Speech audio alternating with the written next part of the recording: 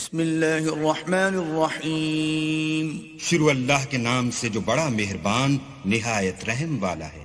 اقرأ باسم ربک الذی خلق خلق الانسان من علق اقرأ وربک الاکرم۔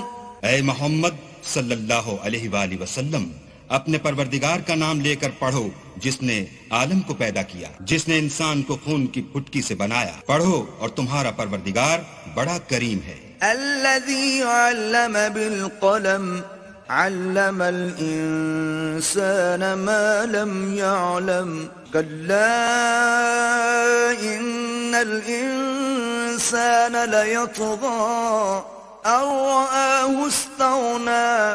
جس نے قلم کے ذریعے سے علم سکھایا اور انسان کو وہ باتیں سکھائیں جس کا اس کو علم نہ تھا، مگر انسان سرکش ہو جاتا ہے جبکہ اپنے تئیں غنی دیکھتا ہے۔ ان الى ربك الرجعى ارأيت الذي ينهى عبدا اذا صلى ارأيت ان كان على الهدى۔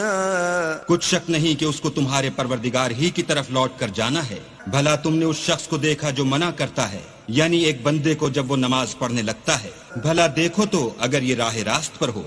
او امر بالتقوى ارأيت ان كذب وتولى الم يعلم بان الله يرى كلا لئن لم ينته لنسفعا بالناصية۔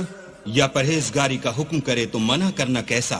اور دیکھ تو اگر اس نے دین حق کو جھٹلایا اور اس سے منہ موڑا تو کیا ہوا؟